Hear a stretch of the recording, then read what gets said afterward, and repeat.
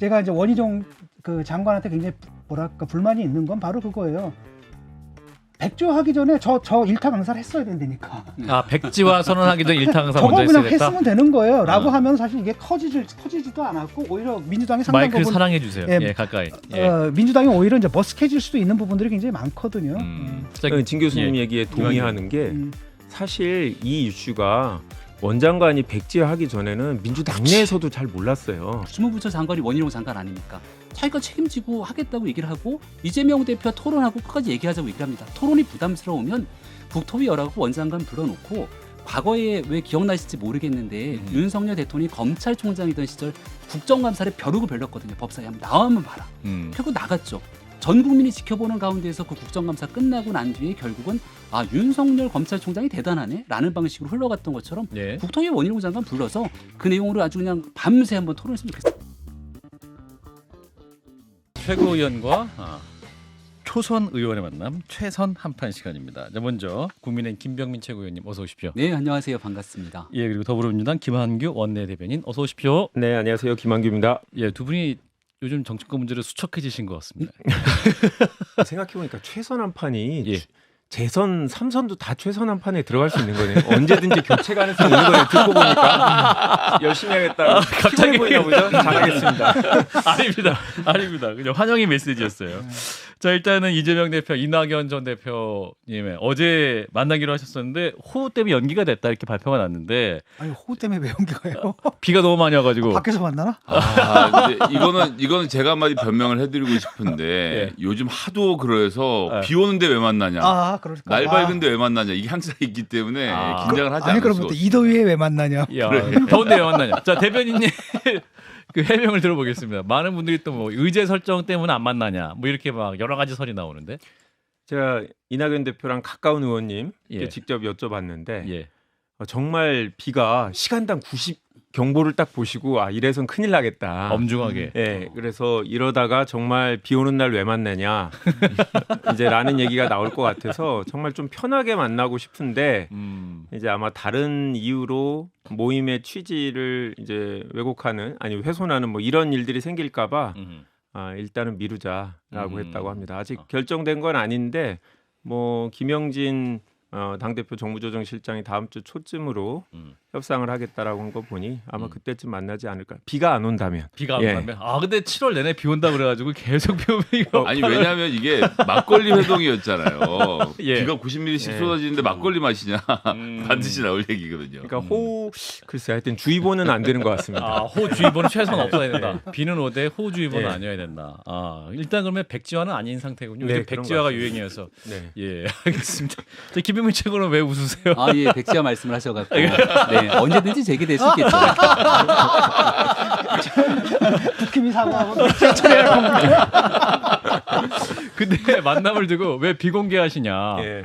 그 공개적으로 만나갖고 두 분 또 포옹도 하시고 하면 어떤 네. 민주당 지지자들에게 큰 사인도 될 수 있고 당내 화합하는 모습 될 수 있는데 네. 굳이 비공개하신 이유가 뭐냐 이렇게 질문할 수 있을 것 같아요. 일단은 만났다라는 사실 자체 그, 그 두 분이 함께 한다는 그 이미지를 보여주는 게 되게 중요하고 다른 게 지금 끼어들면 안 되거든요. 그러니까 오직 그냥 사람들한테 만났다는 기억만 남겨두고 싶은 게 두 분의 목적이 아닌가 싶고 괜히 만나서 뭐 껴안거나 악수하거나 그러면 또 왜 자세가 저러느니 표정은 딴 데 봤다느니 뭐 이런 얘기들이 나올 수 있어서 예. 만나시고 나서 당의 대변인 명의로 한 문자 정도로 뭐 이러이러한 얘기가 있었다 이렇게 아주 드라이하게 처리하지 않을까 예상하고 있습니다. 거의 뭐 한일 정상회담급으로 어려운 만남인 것 같은데요. 한일 정상회담급 굉장히 그 만남을 좀 잘 안 되길 바라는 마음으로 그렇지 보고 않습니다. 계시는. 예. 네, 만나서 뭐 좋은 얘기들 나누시면 좋죠. 예. 근데 어제 만남이 불발된 걸 가지고 예. 지지자들이 오히려 잘 됐다. 그래요. 이런 얘기들을 하는 걸 보니까 갈등이 그렇게 깊긴 깊은가 보다 하고 옆에서 지켜보고 있습니다. 예, 근데 일각에서 국민의힘에서는 그 이낙연 전 대표랑 그 이재명 대표가 막 화합하고 둘이 굉장히 이제 하나가 원팀이 되면 굉장히 좀 두려워하시는 분도 있다라는 얘기가 있는데. 민주당이 하나가 돼서 원팀이 되면 나라 입장에서는 좋은 일 아닌가요? 나라? 대한민국 입장에서는 정치권이 다 같이 통합되고 화합해서 열심히 일하면 좋은데 예. 국민의힘의 김기현 대표와 이재명 대표가 만나기에도 아. 밥 한 끼 먹자 그러는데 잘 안 되거든요. 아. 이낙연 대표의 마음이 좀 이해가 가기도 합니다. 아. 만나자고 하고 뭘 조율하려고 하는데 쉽지가 않을 거예요. 그래서 그만큼 여야 간의 관계보다 어려운 게 또 야당 내부의 관계가 아닌가 싶어서 예. 열심히 지켜보고 있습니다. 아 그때 제가 말씀드렸잖아요. 안 만나는 이유가 김기현 대표가 만나는 거에 대해서 싫어하는 쪽이 있어서 그렇다라는 얘기를 드렸는데 자꾸 안 믿으셔서 그렇고. 용산에서 저도 그런 취지라면 우리 국민의힘 내부의 화합 정말 원합니다. 네. 윤석열 대통령이 이준석 전 대표 불러서 어깨 한번 두드려주면 저희가 긴장하게 될 것 같습니다. 절대로 있을 수 없는 일. 근데 이 와중에 이낙연 전 대표가 김혜영 전 의원을 부산에서 따로 만나셨다. 근데 이제 김혜영 전 의원은 또 쓴소리하는 젊은 의원으로 또 유명하셨고 이재명 대표에게 하루빨리 물러나야 된다 이런 말씀도 하셔가지고 이제 이낙연 전 대표가 또 어떤 메시지를 갖고 이재명 대표를 만나실까 이런 우려도 있고 뭐 걱정이라고 할 것까지는 없을 것 같습니다만 이 만남 어떻게 보세요? 사실 의도를 잘 모르겠습니다. 부산에 뭐 후원회장 두 분 만나러 가는 김에 만나셨다고 하는데 예. 공개하지 않은 걸 보면 뭐 그렇게 대표에 대해서 비판적인 메시지를 뭐 활용하고 싶었던 거는 아닌 것 같고요. 이낙연 대표가 예, 김혜영 전 의원도 끝나고 나서 뭐 별 내용 없었다라고 얘기한 거 보니까 뭐 제가 그 마음을 어떻게 알겠습니까만 뭐 현재로서는 지금 이낙연 대표 쪽에서 이재명 대표랑 뭐 나를 세우고 이럴 생각이 있어 보이지는 않습니다. 근데 각을 진짜 본격적으로 세우시면 이낙연 전 대표한테 굉장히 민주당 지지자들이 험한 말을 하실 것 같아요. 왜냐하면 지금 이제 블루웨이브 네. 그 민주당의 새로운 커뮤니티인 블루웨이브에 이낙연 전 대표를 향해서 낙지탕탕이라는 표현도 나온다. 또 이낙연 지지자들도 여기에 또 맞서 서로 공격하고 있다라는 말이 나오고 있는데 당에서 이 문제를 좀 보고 계십니까? 네, 뭐 저희가 새롭게 출시했기 때문에 블루웨이브 예. 관심 갖고 보고 있는데 예. 뭐 그 내용 말고도 다른 내용이 많은데 아, 일단 그래요? 그런 내용만 공개돼서 좀 안타깝긴 하는데요. 블루웨이브가 이 기회에 잘 홍보됐다라는 긍정적인 측면만 좀 생각하고 싶고 물론 이제 두 분이 각각의 지지층들이 있다 보니까 그분들은 여전히 대선 후보 경선 때 그 긴장감. 앙금이 쌓여 있어서 서로에 대해서 이제 불편한 얘기를 하시는데 두 분이 직접 만나서 하나의 목표를 위해서 같이 하는 모양새를 보이면 지지자분들도 그분들의 뜻을 이해하고 또 그분들과 당의 어떤 해가 되지 않는 방향으로 알아서 움직이시지 않을까. 뭐 두 분이 큰 정치인이시니까 매번 건마다 지지자들한테 이렇게 해라 말라 이렇게 얘기하실 것 같지는 않고요. 예. 그냥 정치적인 행보로 지지자들에 대해서 메시지를 주실 거라고 봅니다. 예, 진 교수님. 이재명 조금 말씀하신 것은 이재명 측의 바람일 겁니다 아마. 아 그런가요? 그렇죠. 그러니까 두 개 이낙연의 그 의미가 두 가지 아니겠습니까? 이재명의 대체제냐 보완제냐라는 거고 친명에서는 보완제 역할을 해주기를 강하게 바라는 거죠. 그러니까 와가지고 같이 화합하는 모습을 보여주고 그 당이 단합되어 있는 모습, 그것도 이재명 체제 대표 체제 하에서 당이 단합된 모습을 보여주기를 원하는 거고 반면에 이낙연 대표는 와가지고 뭐라고 그랬습니까? 두 가지가 문제다. 도덕성을 회복해야 된다. 그다음에 당내 민주주의가 문제다. 이 두 개가 다 사실 이재명 대표랑 관련이 있거든요. 내로남불 지금 이재명 대표가 하고 있고 강성 지지층도 이재명 대표를 중심으로 묻혀 있단 말이죠. 여기에 대해서 메시지를 낼 때 비로소 이낙연이라는 정치인이 존재감이 있는 거거든요. 존재 의의가 생기는 거란 말이죠. 그렇기 때문에 그 부분에 대한 언급을 해야 되는데 그러니까 그게 잘 봉합하기가 굉장히 힘든 거죠. 그래서 아마 이낙연 대표도 다른 한편으로 아주 명시적으로 또 친명계나 이재명 대표하고 명시적으로 척을 질 필요는 없잖아요. 그럼에도 불구하고 또 할 만큼 할 얘기는 또 해야 되거든요. 당을 위해서. 그래서 그 관계가 어떻게 정리가 될지가 저는 아주 좀 궁금합니다. 분위기가 좀 무르익고 나면 예. 이낙연 전 대표에게 개인적인 혼자의 생각이 아니라 당내 이런 목소리가 상당하다라는 방식의 주장이 가능할 텐데 제가 오늘 주제가 이게 있어서 이재명 이렇게 검색을 한번 해봤거든요. 예. 단독 기사 딱 떴던 게 보니까 이재명 선당 후사 필요, 민주 상임고문 혁신의 역할 요구 이런 기사가 뜨더라고요. 예. 그러니까 이게 민주당의 상임고문이라고 하면 전직 국회의장을 지냈던 인사 등 굉장히 민주당의 큰 역할을 했던 고문들이잖아요. 예. 근데 이재명 선당 후사가 필요하다는 건 이재명 대표 체제로 실질적인 선거가 어렵다라고 하는 목소리들을 상임고문이 혁신의 역할을 요구했다는 거라고 볼 수 있는 건데 이런 일들이 이제 하나 둘씩 쌓이다 보면 결과적으로 이낙연 대표 전 대표가 이재명 대표를 만났을 때 할 수 있는 얘기들이 이렇게 쌓여나가는 거지 않습니까?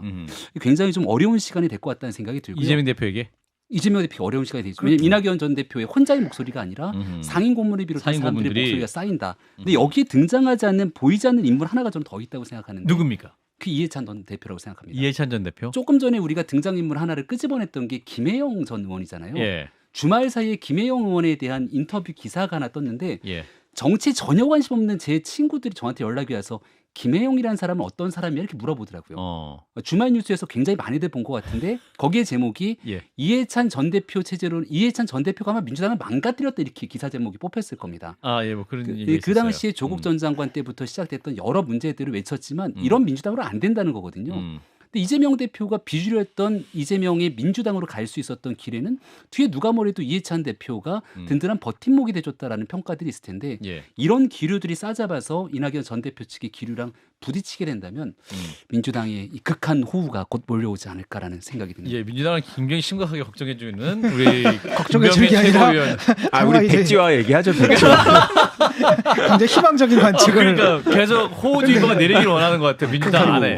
그게 이제 근데 문제는 뭐냐 서로 싸움질하고 끝나면은 이제 국힘한테 좋지만 그 과정 속에서 이게 정리가 돼가지고 만약에 민주당이 혁신한다 그러면은 그때는 국힘한테는 재앙이죠.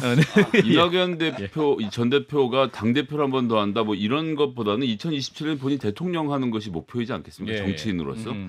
그러면 결론은 되게 단순합니다.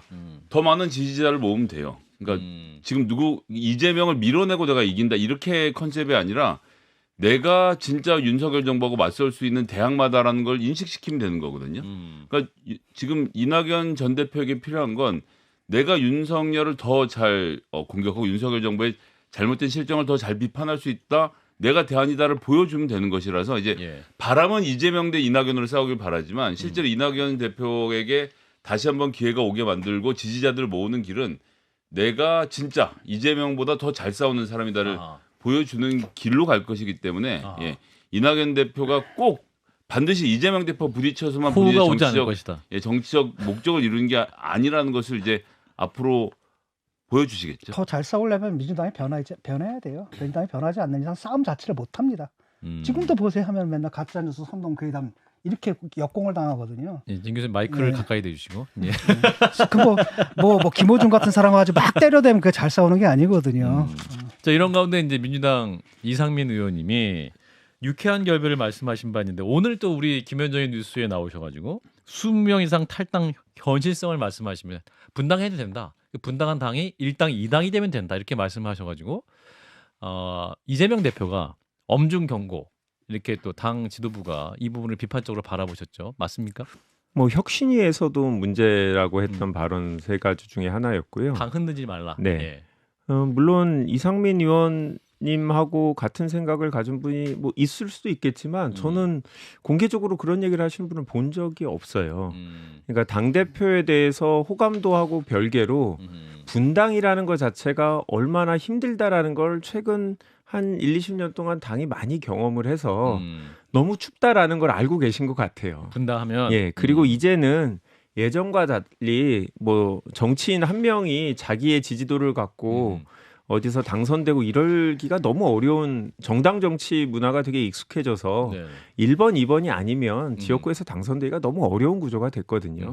그렇기 때문에 저는 현실적으로 당내 지지가 되게 적은 이야기를 하셨기 때문에 아하. 아마 당대표도 자신감을 있게. 가지고 이상민 의원의 의원에게. 발언에 대해서 문제 제기를 한 게 아닌가 싶습니다. 해당 행위 맞다. 네. 김병민 근데 최고. 당내에 미치는 영향력이 극히 미미하다. 음. 그냥 웃어넘기면 되거든요. 어. 그러니까 당에 실질적인 위협이 되거나 해가 되는 게 아니면 그냥 뭐 한 사람의 그런 의견이구나 이렇게 스쳐 지나가면 되는데 혁신위가 나서서 이상민 의원을 찝어서 얘기를 하면서 한때 분위기가 막 무르익지 않았습니까? 강 흔들지 말라. 예, 이상민, 그리고- 송영길, 김영주 그리고 딱 의원 집어서 얘기를 실명을 했습니다. 거론하면서. 그리고 이상민 의원이 이제는 조금 더 수위를 높인 거거든요. 아니, 숫자까지 20명을 거론한 거면 교섭단체를 만들어야 기본적인 재정도 탄탄하게 되고 현실 가능성을 높일 수 있다고 수위를 조금 더 높인 거예요. 민주당이 아무런 영향력이 없으면 그냥 두고 보면 되는데 지금 돌아가는 분위기로는 엄중 경고 등 더 강한 조치들이 나올 가능성이 높고 민주당 내에 있는 지지자들은 더 강하게 이상민 의원에 대한 비토 목소리가 커질 것 아니겠습니까? 근데 이런 상황들이 지속되게 되면 저는 그냥 이상민 의원 개인의 목소리로 쓱 끝나는 게 아니라 예. 앞서 얘기했던 김혜영 전 의원이나 사람들의 목소리가 같이 겹치면서 분위기가 한참 더 부르시지 않을까라는 생각을 역시 또 해봅니다. 호우주의보를 내리셨어요. 자, 장마가 좀 길어질 것 같다. 역시 이준석 대표가 현실적으로 위험했다는 걸 깨닫게 되네. 자, 그런데 지금 이제 민주당은 이런 가운데 이제 악재도 있지 않습니까? 전당대회 돈봉투 의혹이 수사 중이고 지금 이제 그 송영길 전 대표의 전직 보좌관의 그 영장에 돈을 받은 현역 의원 숫자 20명을 적시했다라는 얘기도 나오고 있습니다. 이 부분은 당에서도 확인한 게 있을까요? 아니 20명은 처음 녹취 파일 나올 때부터 아하. 300만 원 곱하기 20명 6천만 원 이게 나왔었던 거거든요. 예, 예. 그래서 새로운 얘기는 아니고 실제 저는 20명을 모두 특정하기는 어려울 거라고 봅니다. 그러니까 이름이 적히진 않았다. 20명이다. 네, 이렇게만 그렇죠. 된 것이다. 네, 이번에도 아. 그런 거고 그래서 실제로 저는 뭐 수사를 아무리 한들 뭐 실제로 받는 분이 있었는지 모르겠는데 설사 있었다고 해도 20명을 다 특정하기는 어려울 것 같고요. 아마 일부는 성병불상 의원 뭐 이런 식으로 정리가 될 것 같은데 예. 이게 뭐 과연 언제 부를지를 모르겠어요. 이렇게 부른다 한 지가 꽤 돼서 검찰에서 예, 20명의 제가 옛날에 의원을. 좋아하던 그 미드에 보면 왕자의 게임에 보면 예. 윈터 이즈 커밍 그래갖고 겨울이 온다 이런 얘기를 시즌 7까지 계속 하다가 8에서야 한 8년 지나서 하더라고요. 그래갖고 이게 분위기를 언제까지 띄울지 모르겠는데 예, 예. 제 생각에는 이게 일부에서는 검찰 인사가 원래 7월에 있어야 되는데 한 8월로 미루더라도 그 전에는 끝내야 된다 이런 얘기가 나오더라고요. 아. 근데 이 사건 저는 그런데 그건 잘못된 분석이라고 생각해요. 그거는 정상적인 상황을 고려하는 거고 예. 우리 지금 정부에서는 네. 아니 검찰 인사가 뭐가 중요해 올해 안 해도 돼 아하. 수사 계속해라고 할 거라고 생각이 들고 아하. 저는 아직 공소시효가 몇 년이나 남았기 때문에 예. 계속 갖고 있을 내년 것이다. 총선 전까지 경우에 따라서는 총선 후까지 아하. 이제 한 명 확인했습니다. 요번에 둘, 셋 이런 식으로 20명을 채워가지 않을까. 아하. 네. 그럼 전망이다. 자, 김병민 최고. 그렇게 우려가 됐으면은 지난번에 윤관석 의원, 이성만 의원에 대해서 영장 청구됐을 때 깔끔하게 체포동의안 내려놓고 이 체포동의안에 대해서 부결시키고 예. 그리고 거기에 대해서 영장 심사 받도록 만들어주면 됐거든요. 예. 이 얘기를 드리는 이유는 체포동의안 찬성하고 부결 찬성하고 이 얘기를 예. 드리는 이유는 중간에 있는 윤관석 의원이 돈봉투를 돌렸다고 지목된 핵심적인 의원인 거잖아요. 예. 중간에 구속된 강래구 씨가 윤관석 의원에게 돈을 줬다. 이렇게까지 얘기를 하고 있는 상황이면 중간에 핵심적인 연결고리는 윤관석 의원이잖아요. 누가 뭐래도. 그럼 윤관석 의원이 정말 본인이 돈을 주거나 받거나 전달한 게 없거나 하면 영장심사에서 기각됐을 것 아니겠습니까? 예. 그럼 민주당은 편하게 하고 싶은 주장대로 이거 다 검찰의 모략이고 음모고 마지막까지 총선판을 흔들기 위한 조작이다 이렇게 갈 수 있을 텐데 그거를 똘똘 막아갖고서는 방탄정당 프레임대로 씌워놓고 여전히 윤관석 의원은 이렇게 가만히 있잖아요.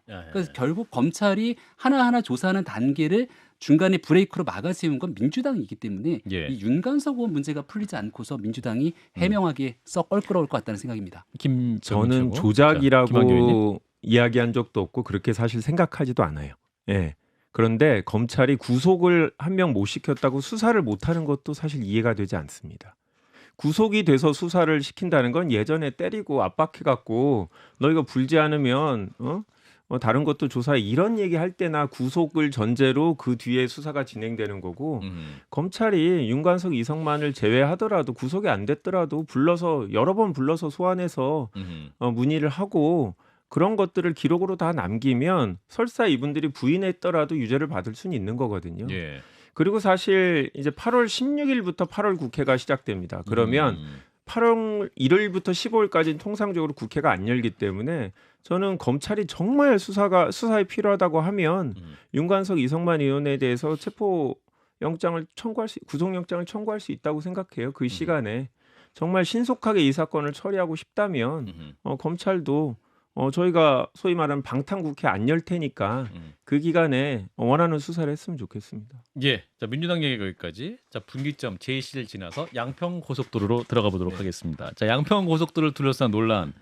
여야가 지금 양보 없는 공방을 벌이고 있는데 지금 김건희 여사의 일각의 특혜를 주려고 했다. 근데 알고 보니까 또 민주당 인사 땅이 더 많더라. 심지어 또 문재인 정부 때 민간 용역업체가 변경된 종점안을 제시했다.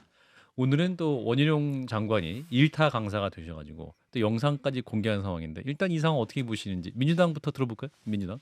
저는 한 가지 질문 외에는 모두 물타기라고 생각합니다. 아무리 얘기를 들어도 다 물타기죠. 핵심은 아니 2021년에 예비 타당성 조사까지 마친 양평 고속도로의 종점이 바뀌었고 그 변경된 곳 주변에 대통령 부인과 그 처가 인물들의 부동산이 다수 존재한다. 그러면 누가 왜 이렇게 무리하게 변경했느냐 이것만 찾으면 되거든요. 예. 민주당 관련자들이 그쪽에 땅이 있다고 하면 그분들이 정말 무리하게 변경을 했느냐 그것도 윤석열 정부로 바뀐 이후에 그분들이 영향력을 행사해 갖고 이 정부 그 원희룡 장관한테 영향력을 행사해서 바꿨느냐 아니면 뭐 실무자한테 바꿨느냐 확인하면 되는 거죠. 저는 어떤 얘기를 하더라도 예. 종점이 아주 이례적으로 바뀌었다라는 것과 그 주변에 대통령 처가에 땅이 있다는 것 그리고 이 정부 들어서 바뀌었다는 것. 이 사실은 절대 안 바뀐다라고 생각합니다. 양서면에서 강상면으로 왜 바뀌었냐 제이 씨가. 네, 이걸 민주당은 그래서 윤석열 정부의 국정농단이다, 권력형 비리라고 얘기를 합니다. 아니 특정져서 얘기하죠. 예. 국정농단이고 권력형 비리면 김건희 여사 땅에 특혜를 주기 위해서 뭔가 모종의 권력이 작동했다는 거잖아요. 시종일관 민주당이 주장하고 있는 건 원안이 있는데 이 원안에 대해서 아주 오랜 기간 동안 그 원안은 고수돼 왔고 양서면. 양서면에 대한 원안 그게 이제 강상면으로 바뀌게 했던 건 윤석열 정부 들어서 아주 특이하게 바뀌었다는 주장을 하고 있습니다. 민주당이. 그런데 그 내용들이 아닌 게 하나둘씩 드러나잖아요. 양평군 내에 있는 정치인들을 비롯한 국민들이 양평을 통과하는 IC가 필요하다는 요구들이 있었고 예. 그래서 IC가 통과하려면 기존의 원안을 고수하기는 효율성이 맞지가 않다라고 하는 주장이 있었고 이 예비 타당성 조사가 끝나고 타당성 조사를 가게 되는 용역은 문재인 정부에서 했는데 문재인 정부에서 준 용역 업체에서 이 안을 제시했기 때문에 윤석열 정권이 추진하고 권력이 힘을 한 것이 아니라는 내용이 드러납니다. 예. 그리고 2018년도에 양평군 기본계획에 따라서 여기에 대한 대안 노선들이 그 당시에도 들어가 있었기 때문에 이걸 윤석열 정부가 들어서고 난 다음에 되지도 않는 노선들을 김건희 여사 때문에 변경했다라고 하는 민주당 주장이 성립이 안 되는 거거든요. 근데 초창기에 주장했던 내용들 갖고 김건희 여사 땅이 있기 때문에 특혜를 줬다. 가장 처음에 주장은 뭐였냐면 변경된 종점 주변에 김건희 여사 땅이 있기 때문에 특혜라는 거였어요. 근데 그게 IC가 아니라 분기점이다. 제이 씨. 별 여기에 대한 이 경제적인 이득이 없다 이렇게 얘기하니까 그 다음부터 입장을 계속 바꿔가기 시작하거든요. 애당초에 김건희 여사를 공격하기 위해서 이 문제를 끄집어냈는데 여론의 상황들이 좋지 않고 논리적인 설명이 안 되니까 예. 마구잡이로 그냥 윤석열 정부에 대한 탓을 하고 있는 게 현재 상황이다 생각합니다. 자 민주당. 가짜 뉴스가 들어가 있는 거죠. 용역이 문재인 정부에서 한 게 아닙니다. 용역은 이번 정부에서 했어요. 시작 자체를 5월 이후에 시작을 했죠. 확인해 계약 보시면 자체가 문재인 정부였죠. 그러면 용역이 시작도 안 했고 계약만 지난 정부에서 했는데 실제 용역 시작부터 결론이 날 때까지 이 정부에서 다 했는데 그 용역에 문재인 정부가 어떤 영향력을 행사할 수 있습니까? 전혀 그 부분은 문재인 계약은 정부 문재인 정부 때 했는데 이제 실제 용역으로 연구를 했던 시점은 그렇죠. 현 정부 탄생 이후에 했던 것이다. 그렇죠. 용역 시작부터 끝까지는 다 이번 정부에서 시작이 된 겁니다. 용역 시작 날짜가 언제입니까? 5월 달 정도였던 것 같은데요. 한번 확인을 해보시면 될 것 같고 예. 그 용역 자체가 이번 정부에서 작년 진행이 된 5월부터. 거죠. 그거는 확인해 보시면 벌써 다른 방송에서도 많이 다뤘으니까 알 수 있을 것 같고요. 예. J씨냐 I씨냐 뭐 이걸 다 떠나서 지난 정부에서는 명확하게 나들목을 바꿔달라라는 얘기를 했지 종점을 바꿔달라는 지역 민원은 명확하게 없었습니다. 그거를 이제 와서 해석하기를 종점이 바뀌어야지만 나들목도 바뀔 수 있기 때문에 종점 바꾸라는 주장을 예전 정부에서도 이미 나왔던 얘기다라고 그냥 해석을 하고 있을 뿐인 거죠. 그리고 이번 정부 들어서 분명히 2022년 6월 지방선거 이후에 새로운 군수가 바뀌고 나서 이 대안에 대한 얘기가 나온 거고요. 그 이후에 경기도청은 빼놓고 서울시하고 경기도 내 지방자치단체가 모이는 특수한 회의가 있었는데 예. 거기서도 의견 개진을 할 때 여전히 양서면. 양서면이 일안으로 일단이다. 제기가 됐었고 강상면은 대안으로 얘기가 됐었는데 그 당시에 각 지방자치단체들이 의견을 제시한 거는 다 강상면은 비용이 너무 더 많이 많이 든다. 라는 점이 분명히 들어 있었거든요. 그러다가 갑자기 기류가 바뀌어갖고 올 초 1월에 있었던 경기도까지 참여한 그 지방자치단체 회의에서 드디어 이 변경된 안이 마치 강상면이 네, 강상면 안이 이걸로 바꿀 것처럼 하는 분위기가 됐고 5월에 결정이 된 거거든요. 아하. 그러니까 이 과정이 결국 다 이 정부 들어서 지난해 5월 이후에 실질적으로 다 이루어진 거죠. 오죽하면 지난 정부의 용역 계약을 체결했다고. 아니 용역 계약이 무슨 결정권을 갖고 있는 것도 아닌데 그리고 지난 문재인 정부 인사들이 그 주변에 많이 살고 있다고 하는데 그 전수조사 해보면 국민의힘 분도 많이 땅이 있을 거예요. 그런데 이 1조 8천억짜리 죄송하지만 초선 재선도 못 바꿉니다. 제 생각에는 3선은 될까? 3선도 안 될 것 같고요. 이거는 예. 제가 확인해 보니까 노선에 55%만큼의 변경이 있었어요. 그동안 변경된 사례들을 보니까 대부분 5% 이내의 노선 변경입니다. 그러니까 이렇게 이례적인 거는 사실은 장관도 제가 볼 때 웬만하면 할 수 없는 거죠. 장관직을 정말 걸고 해야 되는데 예. 그래서 저희는 의심을 가는 거예요. 이게 군수가 자기 이익을 얻기 위해서 했다? 말도 안 되는 거죠. 경기도지사도 못한 일을 군수가 했다? 장관이 혼자 했다? 장관이 자기 이익을 위해서? 그것도 아무리 생각해도 이해가 안 되는 거예요. 그래서 이거는 달리 해석할 수가 없어요. 근데 이제 국민의힘 네. 주장은 2022년 3월 문재인 정부가 선정한 민간 업체가 2달간 타당성 조사를 벌여서 2022년 5월에 국토부에 이제 보고를 했다는 것이잖아요. 그러면 이제 그거는 명확하게 현 정부가 출범하기 전인 상태인 거고, 그러면 이제 그거는 문재인 정부가 선정 업체이기 때문에 네. 이 업체가 김건희 여사를 위해서 그럼 그 안도 냈겠느냐? 뭐 이게 네, 이제 그 국민의힘 부분은 주장. 설명이 예. 가능한데 예. 이제 잠깐만요. 공무대 그거를 말씀을 주셔야 예, 되는 게 조금 전에 말씀하실 때 윤석열 정부가 출범하고 난 다음에 용역을 시작했다고 그러니까 말씀 5월부터 시작했다. 그 부분. 제가 그래서 예. 말씀을 드렸던 예. 시점을 물어봤던 예. 거고 예. 앵커께서 정리를 해주신 것처럼 3월 달에 시작됐던 내용들을 가지고 음. 그 안에 대한 게 원희룡 장관이 취임하고 나흘 뒤인가 그 정도의 그 안이 나왔다는 거예요. 그러니까 그 답을 좀 주시고 난 다음에 얘기하는 게 맞을 것 예, 같아요. 그래서 제가 드리는 말씀은 아까 이제 김성희 소장님이 하고 추가해서 말씀해 그 주세요. 말씀을 일단 2017년에 국토부하고 양평군 군수, 그 당시 김선교 군수였죠. 삼선 군수고 그 동네 숟가락까지 다 파악하고 계신 김선교 군수가 양서면으로 정했을 때 예. 양서면으로 정하고 나서 그 노선대로 해서 KDI, 우리나라의 국책기관인 KDI가 2년 동안 예비 타당성 조사를 해서 양서면으로 간다. 이거 이제 뭐 손익분기점은 못 넘지만 정책적 판단으로 우리 주민들을 위해서 또 거길 오고 가는 사람들 위해서 필요하다고 판단해서 이렇게 가자라고 정했던 것. 이 모든 기간이 한 4년 정도 걸린 거죠. 이거를 지금 말씀하신 문재인 정부 때 했다는 동해종합기술공사가 민간업체. 예, 3월부터 5월까지 2달 동안 용역을 해 본 결과 국토부가 선을 긋고 KDI가 용역을 해서 예비 타당성 조사를 끝낸 것을 노선을 다 갈아엎고 새로 만들었다. 그리고 여기서 더 핵심적인 건 뭐냐면 김선교 군수가 2018년 넘어가서 다시 국회의원이 되잖아요. 국민의힘 됐는데, 국회의원이 예, 되는 국민의힘 거죠. 국회의원이 됐죠. 본인의 증언대로 하면 2022년 8월에 자기가 주장해서 종점을 바꾼 것처럼 초반에 언론 인터뷰를 하셨는데 그러니까 난 잘 그러니까 알 수가 없는 거예요. 2017년에 본인이 10년 넘게 군수를 하면서 자 양서면으로 합시다라고 했고 그 똑같은 사람이 국회의원이 되고 나서 자 이제는 강상면입니다라고 했다는 것이고 그 과정 중간에 3월부터 5월까지의 용역이 들어가 있었고 이 과정에서 가장 잘 알고 있는 김성교 의원이 이 동해종합기술공사와 어떤 영향을 미쳤을지에 대해서도 우리가 확인해 봐야 되고 제 결론은 그렇습니다. 네. 국토교통부가 선 긋고 KDI가 확인한 것을 동해기술공사가 2달 동안 바꾼다? KDI 타당성 검사를 네. 민간업체가 2달권 타당성 검사를 통해서 또 바꿨다. 근데 그게 좀 이상하다. 이게 애초에 사업 목적하고 그 이질적인 요소가 들어오거든요. 주민들의 수건하고 애초에 사업 목적은 드물머리가 교통정체 해소잖아요. 그렇기 때문에 사실은 그건 양평 주민들을 위해서라기보다도 어떻게 보면 뭐 서울을 비롯한 전국적인 차원에서 얘기가 됐는데 이왕 짓는 거 우리도 좀 편하자라고 했는데 그걸 하다 보니까 이 안 하다 보니까 좀 이상하고 저 안 하다 보니까 이상하고 그래가지고 나중에 55세니까 변한 거거든요. 근데 내가 볼 땐 그게 문제 핵심이고 김동연 지사가 딱 그 얘기를 하죠. 주민의 수건을 해결할 수 있고 그 전에 애초에 사업 목적에 부합하면 이 두 가지를 다 봐야 된다라고 하는 거잖아요.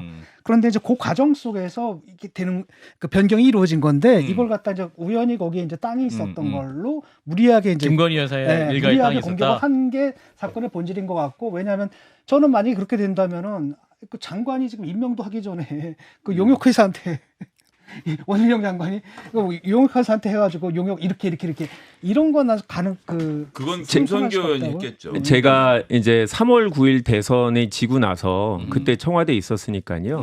그때는 저희는 실질적으로 정부 부처에 대한 통제권을 잃은 상태였습니다. 3월 9일. 그때는 뭐를 하고 있었냐면 용산 대통령실 이전만 저희가 챙기고 아하. 있는 정도였고 아하. 그거 관련해서 인수위랑 협의를 하고 있었고 각 부처가 청와대가 아니라 인수위에다 보고할 때였는데요. 만약에 용역 계약이 지난 정부에서 그러니까 했다 할 때 당시에 지난 정부에서 이쪽에다가 이 업체에다가 강상면으로 바꾸도록 업무 지시를 했다라든지 요청을 했다라든지 그런 게 있는지 한번 확인을 하고 싶고요. 그 3월 잠깐만. 이후에 이 업체가 과연 지난 정부의 통제를 받았느냐? 통제를 받았는지 분명히 그러니까 국토교통부에 보고를 했을 텐데 지난 정부에서 이런 변경에 대해서 저는 보고를 들은 바가 전혀 없어요. 일단 예. 네, 일단은 자. 상황을 좀 정리하면 예. 의원님께서 상황은 정정을 좀 해주셨으면 좋겠습니다. 예. 그건 알겠습니다. 인정하시죠? 예. 예, 왜냐하면 그때는 문재인 정부였고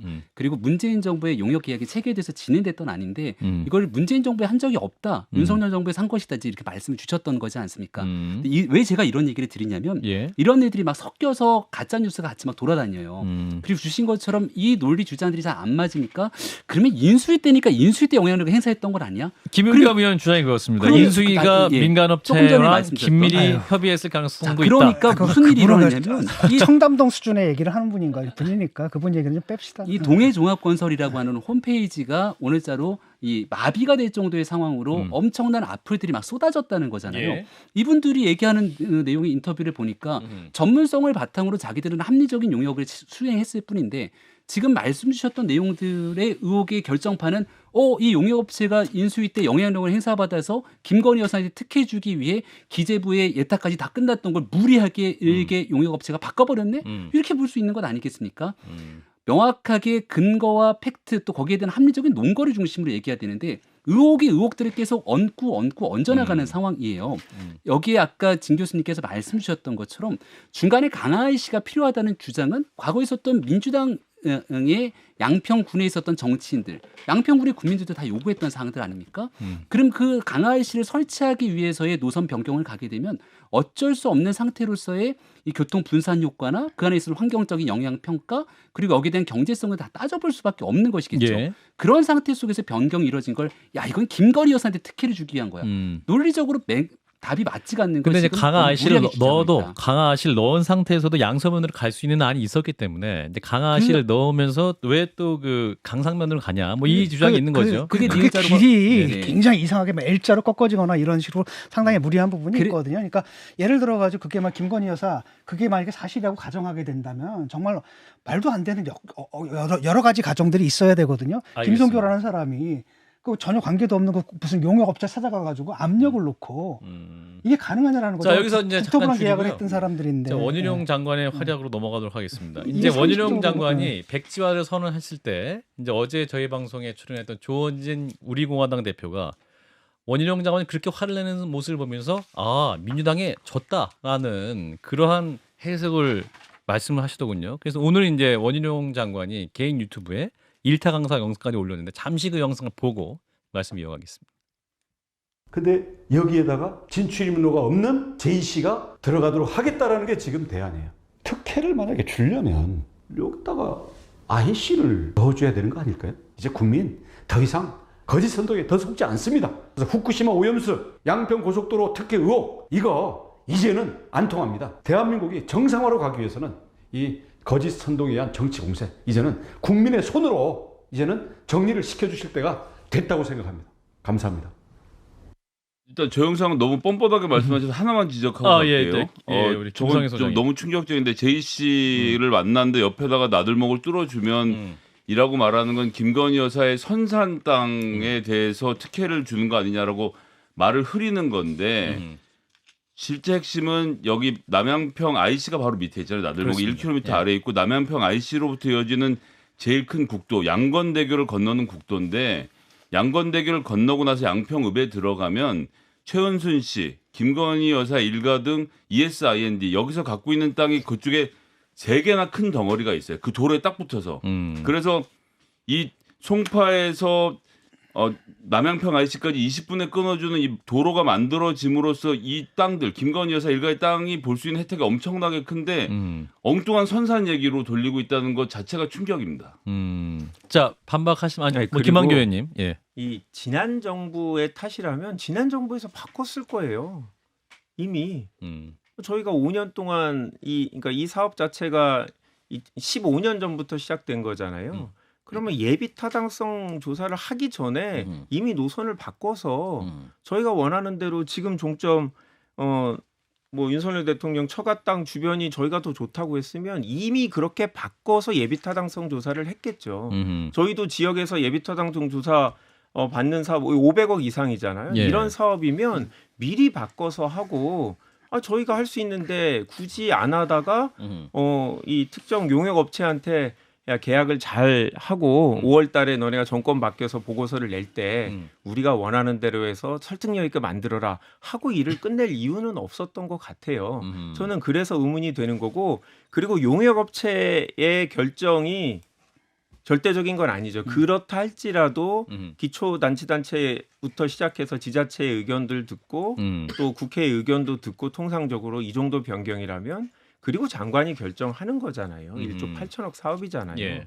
그런데 이거를 용역으로 모든 거를 다 치환시켜서 지난 정부에서 용역 계약을 하고 3월 달에 용역을 시작했으니 지난 정부가 결정한 거다라고 하면 지금 이 국토교통부의 의사결정 체제하고 전혀 안 맞는다고 생각을 합니다. 그 이른바 이제 김건희 로드니 뭐 제2의 국정농단이니 이런 것들 네이밍 그다음 프레이밍이잖아요. 제가 예. 볼 때 이건 상당히 선동 정치거든요. 왜냐면 그렇게 나가기 전까지 확인해야 될 여러 가지 사안들이 있는데 그게 확인되지 않은데 그렇게 네이밍 해가지고 부정적인 이미지를 뒤집어 씌우는 거 이런 거 좀 하지 않았으면 좋겠어요. 왜냐하면 합리적인 의혹이 있잖아요. 그러면 건조하게 합리적인 의혹만 제기하면 되는 거고 그 다음에 그것의 해명 여러 과정을 통해 가지고 확인된 사실에 입각해서 나중에 그런 결론을 내릴 수는 있지만 결론부터 내려놓고 모든 걸 다 그렇게 끼워 맞추는 이런 방식으로 하지 않았으면 좋겠고 왜냐하면 그러다 보면 이게 사실 합리적인 의혹 제기마저도 사라져 버리거든요. 지금 그걸 먹고 들어온 거 아닙니까? 지금 저쪽에서 선동 정치다라고 이제 치고 들어오는 게 원희룡 장관 이렇게 치고 들어올 수 있었던 것도 자꾸 그런 빌미를 준다라는 겁니다. 그리고 한두 번이지 계속 반복되었단 말이에요. 특히 김건희 여사 관련해가지고 여러 번 반복이 되어 오다 보니까 이걸 하게 되면 이제 나중에 민주당이 뭐가 되냐면 이제 양치기 소년이 되는 겁니다. 근데 제가 이제 원희룡 그 장관한테 굉장히 뭐랄까 불만이 있는 건 바로 그거예요. 백지화하기 전에 저 일타 강사를 했어야 된다니까. 백지화 선언하기 전 일타 강사 저거 먼저 그냥 했어야겠다. 했으면 되는 거예요. 라고 하면 사실 이게 커지지도 않았고 오히려 민주당이 상당 마이크를 부분 사랑해 주세요. 예, 예, 가까이. 예. 민주당이 오히려 이제 머쓱해질 수도 있는 부분들이 굉장히 많거든요. 자, 진 교수님 예. 얘기에 동의하는 게 사실 이 이슈가 원장관이 백지화하기 전에는 민주당 내에서도 잘 몰랐어요. 아니 그 이해찬 씨가 하니까 저 양반이 총기가 많이 흐려졌네. 아직도 저런 짓 하나. 아니, 이러고 넘어갈 강두구 상황이었지. 의원님이 이제 오래전부터 계속 이제 처가 관련된 문제 제기를 하셨는데 뭐 관심을 갖고 하시니까 저희들이 지켜보기만 했지 이게 얼마나 이게 신빙성 있는지는 저희도 확인을 못 하고 있다가 예. 장관님이 갑자기 화를 내면서 백지화한다 그러니까 그때 사람들이 다음 정권에서 하세요. 정치적인 경험상 이거는 뭐가 있다. 이러지 않고서야 장관이 저렇게 화를 내면서까지 국회 기자회견 쭉 다 봤는데 이거는 제 장관님에 대해서 관심을 갖고 여러 번 보고 있는데 아주 이례적인 모습. 예전에 MBC 라디오 나와서 싸울 때 한 번 이후로는 이런 표정을 지은 적이 없어요. 그때도 이제 그 부인 관련 예, 고소하세요. 예, 뭐 그런 얘기여서 예, 고소하세요. 저는 게다가 이제 백지화라는 이런 아주 극단적인 방법을 썼다라는 거는 그건 뭐 정치적인 고려가 있었겠죠. 어떻게 보면 이 모든 관심이 대통령실이 아니라 국토교통부 장관에 갔기 때문에 본인이 모든 거를 다 책임지고 어떻게 보면 관심을 받게 돼서 개인적으로 좋아하시는지는 모르겠는데 제가 봤을 때 그거 오래가지 않을 거고 오래가지 않을 것이다. 결국 장가지들은 다 쳐나가고 진 교수님이 얘기한 대로 변경이 문재인 정부 때문에 누구 특정 인물 때문에 그렇게 한 건지 김건희 처가 때 뭐 땅 때문에 그런 건지 아니면 그쪽에서 부탁도 안 했는데 국토교통부 직원이 알아서 정말 잘 보이고 싶어서 그런 건지 그걸 확인해야 될 때라고 생각해요. 이거 그냥 저 일타 강사 강의 보고 아 그렇구나 박수치고 끝날 수 있는 그런 내용은 아닌 것 같아요. 여기에 대한 김병민 반론. 최고. 김병민 네. 최고. 그러니까 민주당 의원들도 많이 몰랐다고 얘기를 했잖아요. 근데 제가 최고위원회에서 한 2번 정도를 저희 비공개 때 얘기한 것 같아요. 아, 자꾸 민주당에서 양평 땅 가지고 이렇게 하는데 이 백지화 선언 전에. 아니 저 한참 전이죠. 예, 전에도 이런 문제 제기를 하는데 예. 여기에 대한 좀 대응이 필요한 것 같다. 문제 제기. 그러니까 알 사람들은 다 알고 있었던 거예요. 그러니까 과거로 지나가게 되면 청담동 술자리 의혹에 대해서도 조금 막 퍼져나가도록 얘기를 합니다. 알 사람들 다 알고 있는 거죠. 예. 근데 그거를 그냥 적정 수준에서 무마할 수가 없었던 게 한동훈 장관이 굉장히 세게 얘기했잖아요. 예.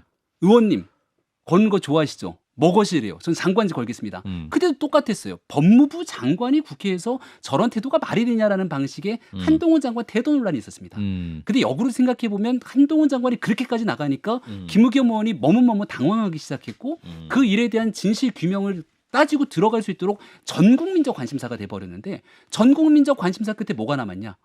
결국은 김의겸 의원이 새빨간 거짓말을 했다는 게 드러나지 않습니까? 이 일이 정리가 됐음에도 불구하고 시간이 지난 뒤에 한 여론조사가 나왔던 걸 보니 예. 여전히 청담동 술자리 의혹을 진실로 믿고 있는 사람들이 있더라고요. 근데 그런 일들에 대한 정리 조정 과정이 없었으면 김의겸 의원이랑 여러 사람들이 수근수근 얘기하고 의혹 제기하는 게 진실이구나 믿는 사람 더 많았을 겁니다. 양평 땅 문제도 마찬가지라 생각하는데요. 예. 김건희 여사에 대한 의혹 제기 주변에 땅 있는데 혜택 준 거 아니냐 이런 방식으로 조근조근 계속 가짜 뉴스가 퍼져나갔을 때 예. 원장관이 저 정도의 고육지책을 쓰지 않았다면 전국민적 관심사를 한번 끝까지 사건의 진실을 밝혀보자고 얘기하지 않았다면 이 정부가 저 특혜주의라고 했네 이런 방식의 의혹들이 여전히 근데 끝까지 원희룡 남아있지 장관님이 않았을까? 결정적으로 본인은 김건희 여사 일가 땅이 있는지 몰랐다고 말씀하셨잖아요. 예. 그때 기자회견 뭐 이렇게 하실 네, 때. 맞습니다. 근데 작년 10월 한준호 의원 한준호 의원과 국토위 네. 질문할 때는 분명히 한준호 의원이 김건희 일가 땅이 있다고 지적을 했고 알아보겠다라고 질문까지 받은 상황 인지했었을 텐데. 2003년도에 형제 변경에 관한 질문을 했더라고요. 예. 그 정확하게 어떤 땅이 뭐인지에 대한 얘기하지 않고 예. 뭐 얘기를 하는 걸 들어보는데 형제 변경 얘기하냐니까 원장관이 굉장히 좀 성의 없는 태도로 예. 확인해 보겠습니다 이렇게 얘기하더라고요. 사소한 거고. 그리고 난 그러니까, 다음에 예. 국토부에 근데 그 말씀하시면서 근데 그게 장관 자리 사소하지 거시고. 않죠. 아니 왜냐하면 그게 예. 사소하지 않은 이유는 첫 번째 작년 10월 9일에 10월 6일에 있었던 국정감사장에서 알아보겠다라고 했던 답변. 그다음에 올해 2월에 있던 전체 회의에서 국정감사 보고서에 국토교통위 국정감사 보고서에 해당 김건희 여사 땅 의혹과 관련된 내용이 들어가 있지 않았음을 한준호 의원이 다시 문제 제기를 합니다. 그러니까 두 차례에 걸쳐서 문제 제기가 있었고 그걸 원희룡 장관이 몰랐다라고 주장하는 건데, 그러니까 그 땅이 그렇게 연결시킨 거 내가 한 게 아니다라고 말했으면 모르겠는데 이분의 워딩은 제가 김건희 여사 땅이 거기 있었다는 것을 이 사건이 불거지기 전에 조금이라도 인지하는 게 있었다라고 한다면 정치 생명을 걸겠습니다라고 말했으면 여기에 대해서는 사과를 하고 넘어가야죠. 그런데 이게 본질이 아니다고 가짜 뉴스라고 하는 것은 이걸 몰랐을 수가 있으니까 장관이 저는 두 번이나 문제 제기를 했는데 몰랐을 수도 있다고 봐요. 쉽게 말하면 그때는 다른 사안이었고, 그다음 양평 땅이 그 넓은데 하필이면 그 종점 부분에 그 사실이 있다라는 것까지를 기억하고 있었을 가능성은 없다고 보거든요. 그래서 그건 좀 너무 사소한 거다라고 봅니다. 예. 뭐 저는 김한규 아까 의원님? 청담동 뭐 술집 얘기인데 그거는 이제 대통령이 공무 관련된 내용이 아니니까 이거를 뭐 국정조사를 하거나 국회 상임위에서 사실관계 여부를 조사할 일은 아니었다고 생각해요. 네. 근데 이 건은 사안이 다르잖아요. 그게 어떤 대통령의 개인적인 일정하고 관련된 진위 여부가 아니라 국책사업 변경 과정이기 때문에 저는 이게 대통령 그 부인 처가 땅하고 무관하게라도 1조 8천억 정도 되는 사업을 이렇게 공론화 없이 소관 상임위 의원들이 제대로 의견 개진을 하지 못한 채 결정이 되고 그리고 이 아주 이례적으로 그 50% 이상의 변경을 할 때는 아주 그만한 특단의 사유가 있고 이 해당 지역만이 아니라 이 고속도로를 이용하는 분들은 사실은 수도권만이 아니라 강원도 분들도 다 많이 이용하는 건데 이런 식으로 결정할 수 있었는지 이거에 대해서 확인해 볼 필요는 있는 거 아닌가요? 국민의힘께 여쭤보고 싶은 건데 만약에 정말 문제가 없다라고 하면 이건 확인하면 되잖아요, 국회에서. 확인을 원희룡 장관이 지금 일타 강사까지 자처하며 설명하고 있는데 예. 문제가 있으면은 민주당의 지금 최고위원부터 여러 의원들이 나와서 집중적으로 문제를 제기하거든요. 예. 여기 주무부처 장관이 원희룡 장관 아닙니까? 자기가 책임지고 하겠다고 얘기를 하고 이재명 대표와 토론하고 끝까지 얘기하자고 얘기를 합니다. 토론이 부담스러우면 국토위 열하고 원장관 불러놓고 과거에 왜 기억나실지 모르겠는데 윤석열 대통령이 검찰총장이던 시절 국정감사를 벼르고 별렀거든요. 법사위 한번 나와만 봐라. 결국 나갔죠. 전 국민이 지켜보는 가운데서 그 국정감사 끝나고 난 뒤에 결국은 윤석열 검찰총장이 대단하네라는 방식으로 흘러갔던 것처럼 예. 국토위 원희룡 장관 불러서 그 내용으로 아주 그냥 밤새 한번 토론했으면 좋겠습니다. 그래서 잠깐만요. 그 장관직 건다라는 건 뭐 저는 별로 바람직하지 않고 뭐 장관직이 무슨 뭐 짤짤이판입니까 자꾸 걸게. 근데 그게 아니라 이번에 문제가 됐던 것은 아니 백지화를 해버렸거든요. 한동훈 장관이 내가 이거 다 막 법무부 업무를 정지시키겠습니다. 뭐 거의 이런 수준이에요 지금. 아니 그런 식으로 야당은 계속 민주당은 계속 그렇게 선동 정치 해왔고 계속 허위 뭐 가짜 뉴스 그건 또 국민의힘도 마찬가지거든요. 그 점에서 한쪽만 그랬던 것도 아니고 계속 그럴 텐데 그렇다면 아예 그 직권을 백지화하시든지 나 이해가 안 되는데 내가 봤을 땐 이분들이 뭐냐면 그 자기 정치한 부분도 있고 청와대 그 용산 대통령실하고 교감이 좀 있는 것 같아요. 이분들이 국토부와 장관과 아니 장관하고. 그러니까 어떤 상황이냐면 김건희 여사에 대한 거 굉장히 민감해하거든요. 그러니까 사실 이분이 장관직을 걸고 지금 김건희 여사 지금 흑기사 노릇을 하려고 한 거예요. 그래서 용산에 도장을 딱 찍고 그다음에 그 가짜뉴스 선동 정치 이 프레임을 걸어가지고 방어를 해야 되는데 그냥 역공으로 나가버린 거잖아요. 되치기로 역공을 나가면서 사실은 보수의 선봉장이 돼서 지금 화한들 잔뜩 걸려 있잖아요. 그래서 자기 자신을 갖다가 그쪽에 대표 주자로 각인시키는데 굉장히 성공을 한 거죠. 그러니까 용산에서는 대신 싸워주니까 고마운 거고. 그래서 처음에는 용산에서도 묵인했었습니다. 계속 부추겼거든요. 그러다 이제 어느 순간에 조금 아니다 싶으니까 국민 여론 백지화 묻겠다. 이거는 국토부에서 알아서 할 일이다라고 빠지긴 했지만 사실은 처음 단계에서 용산도 같이 움직였는데 재밌는 건 뭐냐면 이분들 생각은 뭐냐 이거 잘했다고 생각을 해요. 그러니까 민주당이 허를 찔렀다라고 자기들은 그렇게 생각하는 것 같아요. 민주당이 지금 당황하고 있어. 김우성 교수님 이렇게 생각하는 것 같더라고요. 지금. 진중희 교수님께서 여러 말씀을 주셨는데 원희룡 장관 이번 행동을 통해서 얻는 게 있고 또 잃는 게 있겠죠. 뭐 보시는 평가는 다양할 거니까. 예. 근데 거듭 말씀드립니다만 원희룡 장관 입장에서의 고육지책의 결정이 아니었다면 이 정도 상황이 아니라 민주당의 각종 마타도어 가짜뉴스 정치 공세에 수세적으로 끌려다니면서 이게 아닌데 하는 방식으로 갈 수밖에 없었던 점을 기본적으로 평평한 상황을 만들어놨다는 점. 그리고 여기에 대해서 원 장관이 백지화 하루 이후에 이제 국민의힘도 적극적으로 나서서 이 문제를 봉합하고 종합적으로 민주당의 사과 혹은 뭐 그런 다른 방식으로 국민들과 주민들을 위해서 이 사업을 어떻게 잘 끌고 갈지에 대한 얘기들을 하고 있거든요. 원 장관의 행동 이후로 국민의힘 그리고 정부 입장에서도 국토부 장관 혼자 하는 게 아니지 않습니까? 네. 여기는 기재부를 비롯한 각 부처가 연결돼 있는 거니까 국민들을 위해서 가장 좋은 최적의 안을 찾아내기 위한 중간에 좀 어려운 결정이 아니 그러니까 민주당의 사과가 사업의 타당성하고 뭔 관계가 있습니까? 장관이라면 사업에 타당하면 하는 거고 누가 뭐라고 하든지 하는 거고 그런 건지. 자, 김한규 의원님 짧게. 네, 17일 날 국토위 전체회의가 예정돼 있습니다. 네네. 거기서 현안 질의할 거니까요. 뭐 밤을 새든 뭘 하든 그렇게 하시는 게 좋을 것 같고 자꾸 우리 당 대표랑 토론하자고 하지 마시고 그냥 상임위에서 국회 권한에 따라서 질문을 답변해 주시면 좋을 것 같고 예. 정쟁 얘기를 하는데 사실 그 주변에 민주당 그 고위공직자들 토지 있는 거 확인해서 밝히는 게 이게 정쟁 아닌가요? 그게 무슨 의미가 있습니까? 이 사안의 본질하고. 저는 그리고 아니 국회로서 행정적인 결정에 대해서 문제 제기하는 게 확인되지도 않는데 사과를 해야 된다. 그리고 민주당이 사과하면 이 1,000만 서울 시민의 교통이 편해지고 사과 안 하면 그냥 불편하게 놔두고. 이거는 정말 공직자로서 여당 정치인도 아니잖아요, 지금. 공직자로서 해야 되는 일인데 이걸 정쟁으로 몰아가는 것 자체가 마무리. 예. 장관으로서 정말 부적격하다고 생각합니다. 짧게 마무리. 짧게 마무리.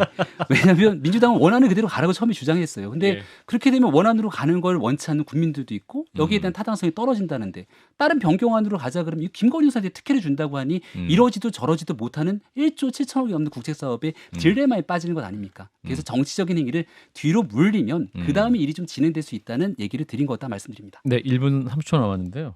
그 서울 광진갑, 광진을이 핫한 것 같습니다. 이 얘기 진작에 했었어야 되는데. 자, 김병민 최고 지금 광진갑 상황 어떻습니까? 아니 저 열심히 뛰고 있고요. 또 이 극한 오보가 온다 그래서 누가 온다고요? 오늘 밤에서 이제 예. 또 내일까지 비가 올지 모른다 비가 온다고 그래서. 광진갑 열심히 돌다 왔는데요. 예. 뭐 광진갑은 제가 열심히 뛰고 있으니까 예. 별 문제는 없는 것 같은데 광진을이 광진을 고민정 의원의 고민정 광진을. 의원이 요즘 긴장을 많이 하는 것 같아요. 예. 추미애 전 장관이 자꾸 시동을 거는 것 같은데 예. 어디 간다고 말은 안 하지만 예. 광진을이 오는 거 아니야? 라고 하는 인식들이 많아서 음. 추 전 장관의 행보가 무튼 광진에서 꽤 뜨겁습니다. 자, 광진을 민주당 어떻습니까?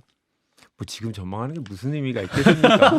한참 후의 일인데 예. 저는 이제 추 장관님이 음. 뭐 우선 정치인의 당 대표를 하고 장관까지 했는데 예. 한참 초선 후배 정치인하고 경선하고 이렇게 다툴 것 같진 않아요. 아하. 전 그 정도 그릇의 정치인이라면 예. 분명히 총선까지 어떤 본인이 해야 될 역할이 주어진다면 그런 걸 하시겠지. 지금 저희들 급들이 하는 것처럼 어디서 경선 준비하고 저는 그럴 레벨의 정치인은 아니시라고 그런 생각합니다. 레벨의 정치인인 것 같은데. 아니, 아닙니다.